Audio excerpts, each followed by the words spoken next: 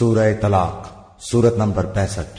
شروع کرتا ہوں اللہ تعالی کے نام سے جو بڑا مہربان نہایت رحم والا ہے۔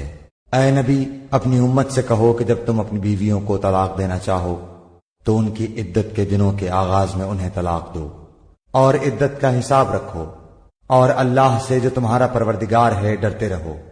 نہ تم انہیں ان کے گھروں سے نکالو اور نہ وہ خود نکلیں۔ ہاں، یہ اور بات ہے کہ وہ کھلی برائی کر بیٹھیں۔ یہ اللہ کی مقرر کردہ حدیں ہیں۔ جو شخص اللہ کی حدوں سے آگے بڑھ جائے اس نے یقیناً اپنے اوپر ظلم کیا۔ تم نہیں جانتے شاید اس کے بعد اللہ تعالیٰ کوئی نئی بات پیدا کر دے۔ پس جب یہ عورتیں اپنی عدت پوری کرنے کے قریب پہنچ جائیں تو انہیں یا تو قاعدے کے مطابق اپنے نکاح میں رہنے دو یا دستور کے مطابق انہیں الگ کر دو، اور آپس میں سے 2 عادل شخصوں کو گواہ کر لو، اور اللہ کی رضامندی کے لیے ٹھیک ٹھیک گواہی دو۔ یہی ہے وہ جس کی نصیحت اسے کی جاتی ہے جو اللہ پر اور قیامت کے دن پر ایمان رکھتا ہو، اور جو شخص اللہ سے ڈرتا ہے اللہ اس کے لیے چھٹکارے کی شکل نکال لیتا ہے، اور اسے ایسی جگہ سے روزی دیتا ہے جس کا اسے گمان بھی نہ ہو، اور جو شخص اللہ پر توکل کرے گا اللہ اسے کافی ہوگا۔ اللہ تعالیٰ اپنا کام پورا کر کے ہی رہے گا۔ اللہ تعالیٰ نے ہر چیز کا ایک اندازہ مقرر کر رکھا ہے۔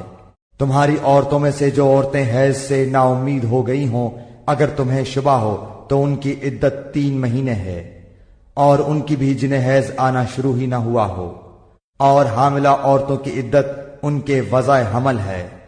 اور جو شخص اللہ تعالیٰ سے ڈرے گا اللہ اس کے ہر کام میں آسانی کر دے گا۔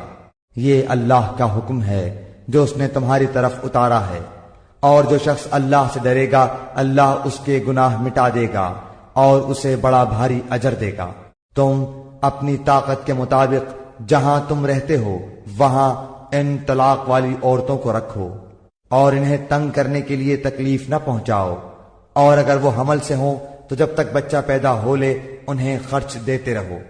پھر اگر تمہارے کہنے سے وہی دودھ پلائیں تو تم انہیں ان کی اجرت دے دو، اور باہم مناسب طور پر مشورہ کر لیا کرو۔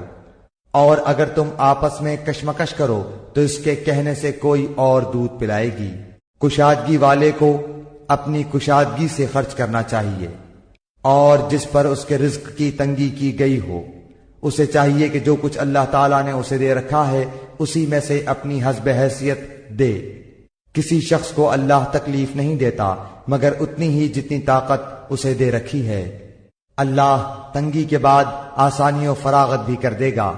اور بہت سی بستی والوں نے اپنے رب کے حکم سے اور اس کے رسولوں سے سرتابی کی تو ہم نے بھی ان سے سخت حساب کیا اور انہیں عذاب دیا، اندیکھا سخت عذاب۔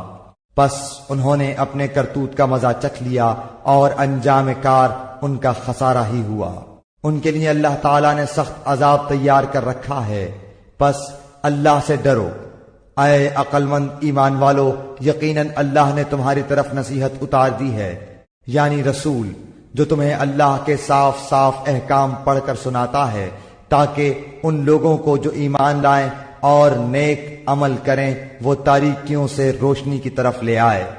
اور جو شخص اللہ پر ایمان لائے اور نیک عمل کرے اللہ اسے ایسی جنتوں میں داخل کرے گا جس کے نیچے نہریں جاری ہیں، جن میں یہ ہمیشہ ہمیشہ رہیں گے۔